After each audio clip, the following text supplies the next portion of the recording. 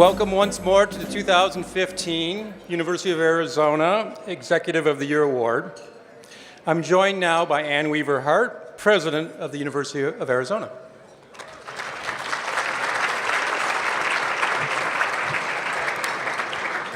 Thank you, Jeff. This is so exciting for us.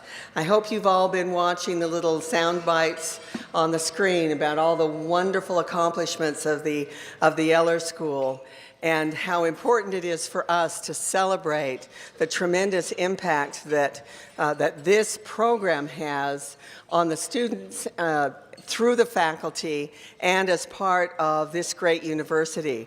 And the Eller School is a hugely important part of what we know and love about the University of Arizona. So thank you, Jeff, and all of you for inviting me to be a part of this tremendous celebration.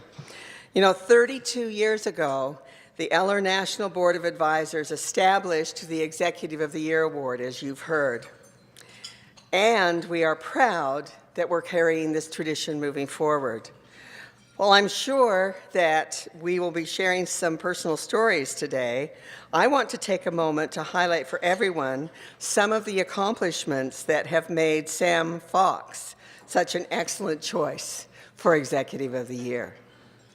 Sam was born into the restaurant industry, but he has certainly taken it to new highs. His parents owned restaurants in what he calls mom and pop places, like the Hungry Fox on Broadway and Swan. The industry brought the Fox family to Tucson from Chicago when Sam was still a boy. I hope that it was a little bit more of Arizona and Tucson in addition to the industry that brought them from Chicago. He graduated from Sabino High School and came to the University of Arizona. At the age of 21, Sam decided to strike out on his own in the restaurant industry. He was too young to know any better, and we're all the better for it. He had a successful exit from his first restaurant, Gilligan's Bar and Grill, 2 years after it opened. In 1998, Fox Restaurant Concepts was born here in Tucson. Its first concept, Wildflower American Cuisine, is still going strong on Ina and Oracle.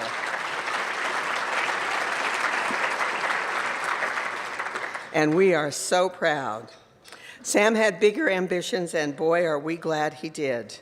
Fox Restaurant Concepts is focused on dreaming up the best in innovative food, drinks, service, ambiance, and architecture. Before selling the sauce concept earlier this year, the company had 52 restaurants representing 15 unique concepts operating across 8 states. Now that's what I call creative entrepreneurship. Sam has charted an intelligent strategy for growth and expansion. The True Foods Kitchen concept is a great example of this strategy at work. Sam co-created True Foods with our own Dr. Andrew Weil, and the concept is based on serving fresh, healthy food that is also delicious. My first foray to True Foods was with Dr. Weil, and I'm afraid he gave the cook fits in its Scottsdale location. It must make him as nervous as it makes us to think about trying to cook something for you, Sam. The concept has 10 locations in 6 states, and thanks to an innovative partnership with P.F. Chang's, we know that there's a bright future ahead for True Foods. Fox Restaurant Concepts will continue doing what they do best, tapping into the creativity that makes an unforgettable and in-demand experience for restaurant goers. And finally, we can't honor Sam enough today without mentioning some of his many accolades and awards from others. He is an 8-time James Beard Award nominee for Restaurateur of the Year. He is also a 2-time honoree of the Arizona Culinary Hall of Fame, one of the nation's 50 most influential people in the restaurant industry, according to the Restaurant News magazine, and a New York Times best-selling author of the True Foods Cookbook. At this time, I'd like to ask Carl Eller and Olden Lee to please join us at the podium. Thank you, Carl, for your role in bringing Sam here today. And thank you, Olden, for your service as chairman of the Eller National Board of Advisors.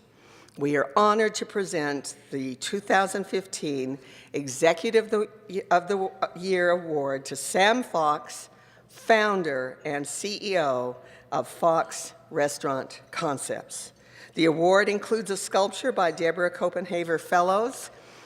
It was chosen for its sense of freedom and spirit, which captures the idea of running free with new ideas, concepts and ventures. Sam, Carl, Olden, will you join us here for the award presentation?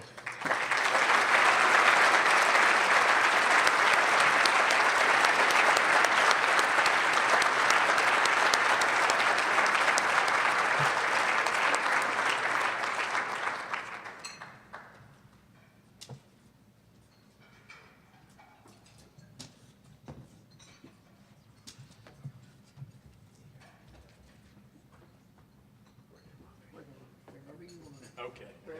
All right. All right, so here we go. I think that we need you to stand in with this beautiful sculpture. Okay. Thank you. Congratulations. Thank you. Thanks. Take care.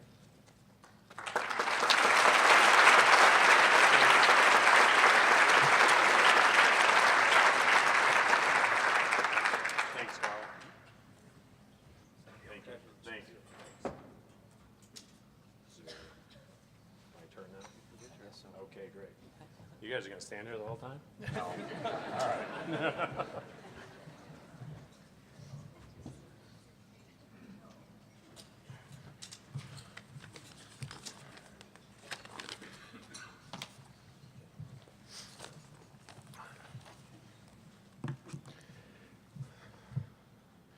Well, it's great to see so many familiar faces today.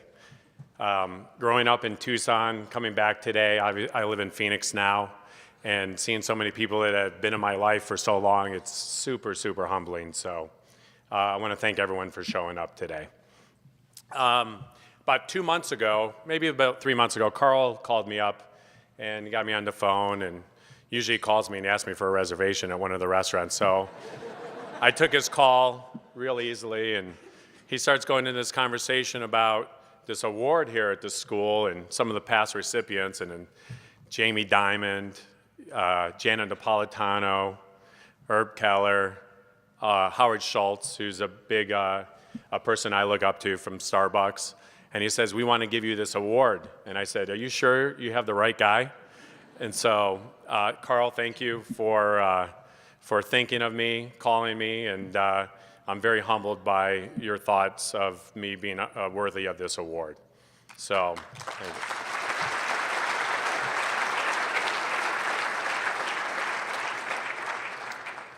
So I have this fancy speech that they made me write, which I'm not really good at doing. And I'm going to talk a little bit today about some of the things that make our organization who we are and the makeup of our organization. Then we're going to do a little Q&A at the end. And so if you have any questions, that's probably the best part of what I enjoy doing most in groups like this. So we'll start out with thank you, Red Robin. And when I was talking to my team a little bit about that, I don't even know if some of the people that I work with really understand when I meant that. And it's ironic, you know, when I was going to college at the University of Arizona, I needed to get a job. And so I went to Red Robin and applied for a waiter's job. And the manager came out and he said, "You're not qualified to work here." And so I didn't get that job, but what I did was I drove up to this place, to this hotel, and I got a job in the restaurant downstairs here. It was called the Desert Garden. And I worked here for about a year in this hotel at the host stand. So here I am today getting this award. It's kind of come full circle. It's a really weird feeling. I told my wife I knew where every restroom in the hotel is if she needed to know. So, you know, I grew up in the restaurant business. I'm a third-generation restaurateur. When my parents had restaurants, they always wanted me to do something else besides be in the restaurant business. It was a hard life. It was 7 days a week, and our family struggled sometimes to make ends meet. And we've had some successes, and we've had some failures.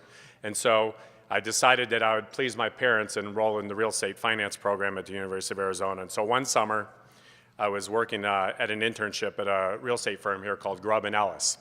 And I was working for a gentleman, and I was a runner, basically, and that meant running to go get lunch and running to go get the dry cleaning, and wasn't really learning a lot about the restaurant or about the real estate industry. And so one day, it was actually in the middle of the summer, it was July, and I can remember the day vividly. It was about 110 here, and I was a little college student. I was in my khakis and my white shirt and my tie, and he asked me to do a favor. He said, "Can you go to my wife's house, or to our house? I need to help her out with something." So I drive over to their house. They lived in Tucson Country Club at the time, and I was working at Williams Center. And I get to the front door, and she says, "I need you to help me change my tire on my car." And I said, "What?" And she repeated herself. And I said, "Oh, okay."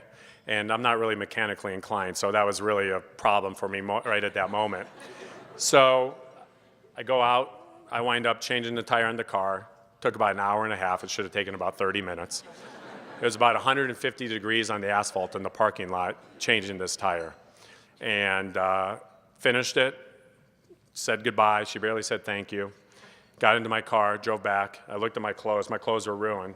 Walked in, and I told the guy I was working for that I quit. And after that, I told myself I was never going to work for anybody else except myself. And so, dropped out of college. I don't know if you guys want me to say that here or not. Sorry, my wife asked if I get an honorary degree. So for my kids. So I dropped out of college and went and opened up my first restaurant.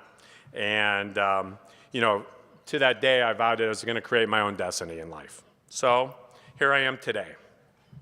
We have 44 restaurants, 15 different concepts, and we're in 8 states. We're going to open more than 30 restaurants over the next couple of years. We have over 4,000 employees. I have a great wife, Emily, who's here today, 2 great kids. And my favorite thing to do right now is coach my son's football team, who's 10 years old. I have a lot of pitfalls in this industry. I have 14 food tastings a week, and I'm currently going to write a book that says 4,000 calories before lunch. And so, while it might seem glamorous, it could really put a strain on your waist.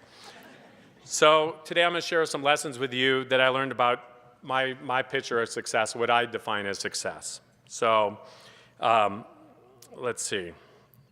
There we go. Remember your roots. Arizona doesn't exactly have a reputation for innovation, but so what? Here's how it all started. I was 21 years old, dropped out of college, opened up my first place, sold the business 3 years later for a big profit after never making a penny running that restaurant. I was part of another restaurant group that we had 5 restaurants here in this town. I was 26 at the time. I got fired from my own company. And then I opened up Wildflower in 1998. If you look back at some of the brands that we've created, we feel like we're leading the industry in innovation. And something that we're particularly proud of is True Food and our next sort of big venture, which is Flower Child. So who says you can't innovate in Arizona? Okay. Dream big while thinking of the little things. Everyone asks, is it the design? Is it the food? Is it the service? And I always say yes, it's all of those things. There's so many details in what we do every single day. There's 10,000 little things that you don't even know what's going on that we try and weave into the sort of your experience in our restaurants. And so when you go into our restaurants, we hope that you feel the same. We hope that you can close your eyes and that you feel like there's a special it factor when you go in there. And so we really, really spend a lot of time striving to make sure that your experience is great inside those stores.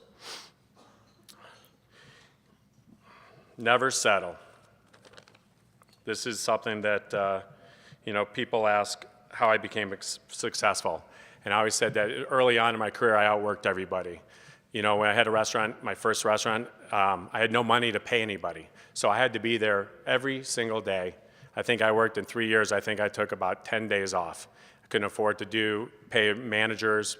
I couldn't afford to pay cooks. So I had to do all those things. So I outworked everybody. And, I share with my team all the time is that, you need to take it upon yourself. If you really want to be successful, you need to kind of create your own environment.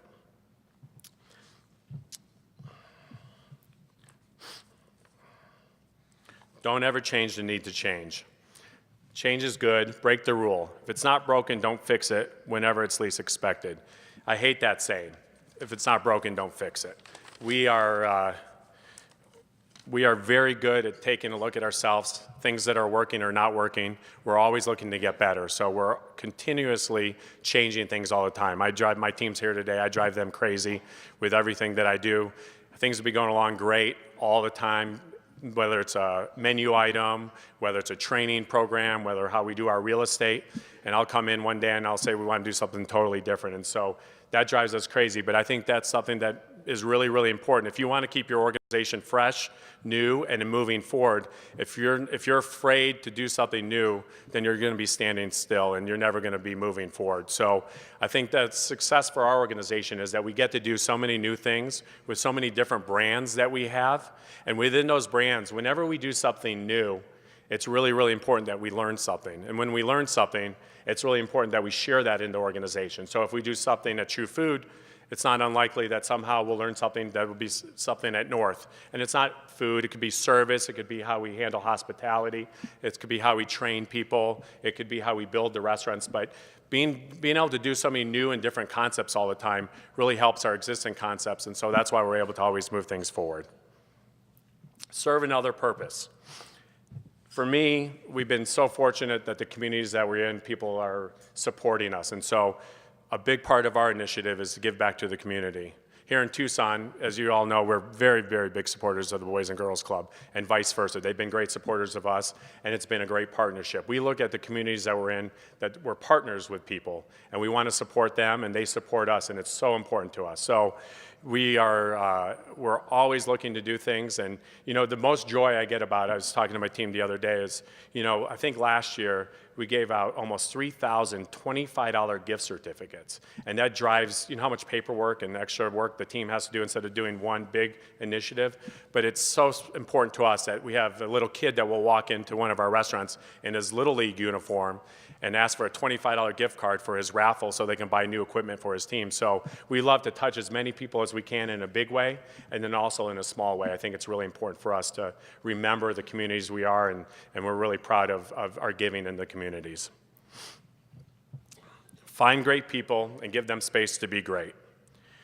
We want to attract the kind of people that we want to work with, and so for us, we need to be great leaders in our organization. So we have to demonstrate to our future employees or in our current employees that we talk the talk and walk the walk. So really, really important for us that we find great people, we train great people, and then we set the right example. We give them the tools to be successful. So our whole success on our organization is really built on the people that are running this organization.